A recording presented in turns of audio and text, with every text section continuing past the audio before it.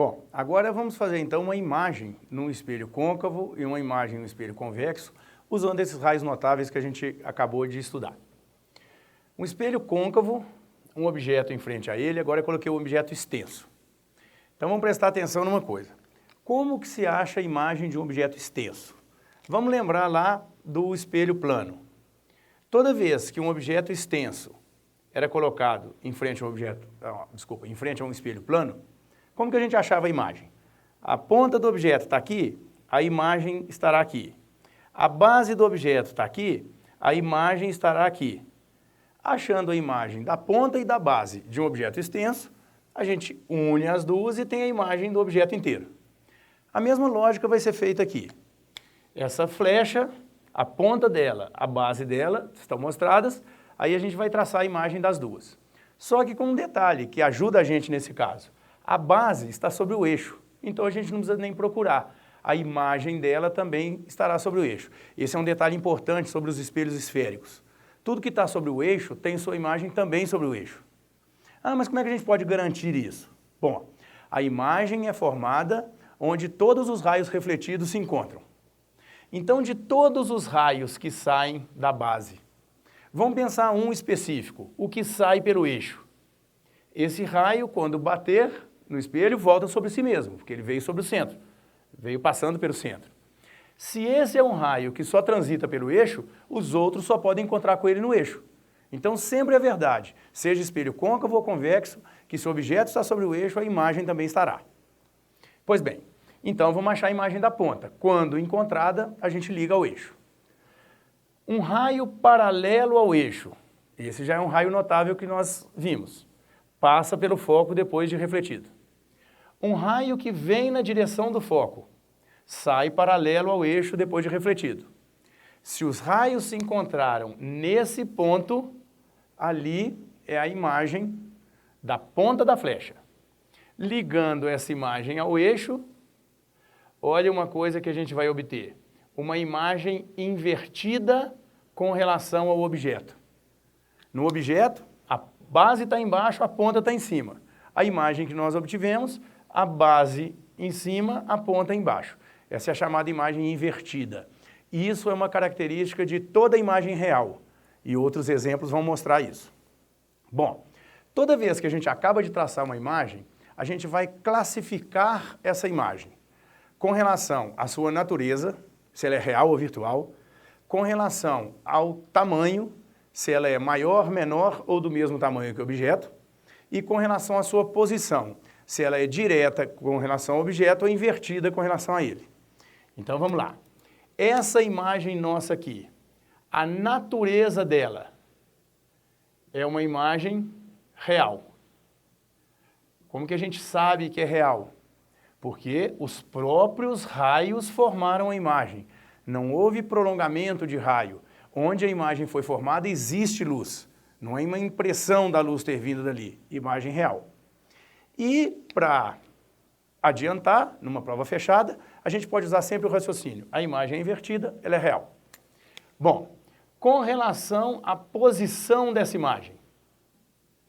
Então, com relação à posição, é dizer se ela está na mesma posição de cabeça para cima, como a gente costuma dizer, como é uma imagem de espelho plano, ou se está invertida, como é o caso. Essa invertida. E, finalmente, com relação ao tamanho. Classificar a imagem com relação ao tamanho significa dizer se ela é maior, menor ou igual ao objeto. Essa, claramente, é uma imagem menor. Está aí classificada. Como eu disse, toda imagem real sempre invertida.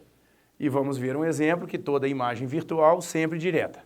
Por isso que no espelho da sua casa, espelho plano, entrou no banheiro, viu sua imagem, está sempre direta, porque ela é uma imagem virtual. Bom, os espelhos planos, eles têm uma característica que é formar imagens diferentes em natureza, posição, tamanho, dependendo de onde o objeto estiver sobre o eixo. Essa imagem que a gente obteve, real invertida menor, é por um motivo. O objeto está além do centro de curvatura.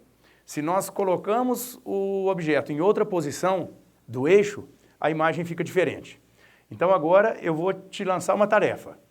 Você vai fazer o seguinte, desenhar um espelho plano, fazer um primeiro exemplo colocando o objeto exatamente sobre o eixo. Faz a imagem, classifica. Depois, outro exemplo, aí tem que ser outro desenho diferente. Desenhar o espelho plano, colocar o objeto entre o centro e o foco. Traça os raios notáveis, vê como a imagem vai sair, classifica essa imagem. Depois, com o objeto, opa, ficou torto, com o objeto exatamente sobre o foco. É um terceiro exemplo. E por último, com o objeto entre o foco e o vértice do espelho. São 4 exemplos diferentes. Além do que nós já fizemos, são as 5 possibilidades de imagem de um espelho côncavo. Faça um desenho para cada um. E com um detalhe muito importante. Você vai desenhar o espelho, desenhou o eixo, lembre-se, o foco tem que estar sempre equidistante do vértice do centro. Se você, ao desenhar seu espelho, colocar o foco mais perto do centro ou mais perto do vértice, muitas vezes você traça os raios direito, mas sua imagem sai errada. Foco é no meio exato da distância entre o centro e o vértice. Pois bem, agora vamos ver para um espelho convexo. O objeto colocado sobre o eixo, então já sabemos. Como eu vou achar a imagem desse objeto extenso? Procura a imagem da ponta, porque a imagem da base você já sabe que está no eixo. 2 raios notáveis. Um raio que incidiu paralelamente ao eixo. Veja como ele saiu. Essa não é uma direção qualquer, é uma direção de forma que o prolongamento passa pelo foco. Incidiu paralelamente ao eixo, o raio sai exatamente com o prolongamento passando pelo foco. Um raio que incidiu e voltou sobre si mesmo. Que raio é esse? É o raio que o prolongamento passa no centro de curvatura. Pois bem, 2 raios já desenhados. Veja que um dos raios, ao ser refletido, foi lá para cima, o outro raio saiu mais abaixo, e esses raios refletidos estão divergindo um do outro. Qual que é a possibilidade deles se encontrarem? 0. Então, imagem real, a gente sabe que aqui não vai obter. Espelho convexo nunca forma imagem real, porque ele diverge a luz, então não tem como os raios se encontrarem. Mas, quando os raios não se encontram, o prolongamento dos raios, assim como a gente faz em espelho plano, mostra onde a imagem será formada, no encontro dos prolongamentos. A ponta da flecha tem sua imagem aqui. A base da flecha está no eixo, a imagem pequenininha ali. Real ou virtual? 3, 2, 1. Virtual. Prolongamento dos raios, não tem luz naquele ponto. Não tem luz onde a imagem foi formada. Virtual. Então vamos classificar. Natureza, virtual. Posição, direta. Virtual, sempre direta. Só que essa, ao contrário da imagem de um espelho plano, menor. Então, natureza, virtual. Posição direta, tamanho menor. No espelho convexo, não vou te lançar um desafio para fazer várias outras opções, porque espelho convexo só forma esse tipo de imagem. A coisa mais fácil quando se fala de espelho é guardar. Espelho convexo, imagem virtual, direta, menor, sempre. Espelho plano, virtual, direta, do mesmo tamanho, sempre. Qualquer outro tipo de imagem, quem forma é o espelho côncavo. Aí já te dei uma dica, pedi para você desenhar outras 4. Você já sabe que não pode nunca dar uma imagem virtual direta do mesmo tamanho, porque é do plano, nem virtual direta menor. Faz aí que eu vou te mandar a solução depois. Bom, toda formação de imagem em espelho esférico tem uma equação que vai fazer as relações matemáticas entre algumas grandezas. No espelho, seja côncavo ou convexo, já sabemos, a distância do foco ao vértice é a chamada distância focal. Além disso, 4 outras grandezas. HO é a altura do objeto. HO. HI, a altura da imagem. Está ali o HI.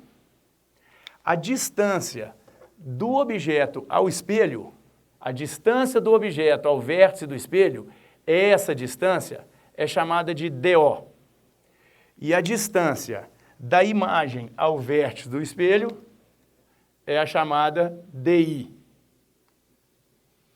DO do objeto ao vértice, DI da imagem ao vértice, HI, a altura da imagem, HO, a altura do objeto e a distância focal que a gente já conhecia do foco ao vértice. Essas grandezas, elas se relacionam por duas equações. A primeira, o inverso da distância focal é o inverso da distância do objeto ao espelho mais o inverso da distância da imagem ao espelho. Uma equação simples, uma soma de fração, quem sabe tirar mínimo sabe fazer isso. Agora, com um detalhe muito importante, o sinal dessas grandezas na equação. Isso é muito importante. Por quê? Às vezes um problema te fala, uma pessoa está na frente de um espelho e a imagem se forma a 30 centímetros do espelho. Ou seja, ele te deu DI, 30 centímetros. Mas às vezes, o valor do DI ao ser colocado na fórmula tem que ser negativo. Então veja, sempre o DO positivo. Se você tem a distância do objeto ao espelho, não preocupe com o sinal, joga o valor positivo. A distância da imagem ao espelho positiva, sempre que a imagem formada for real. A distância da imagem ao espelho será negativa quando a imagem for virtual. A distância focal do espelho.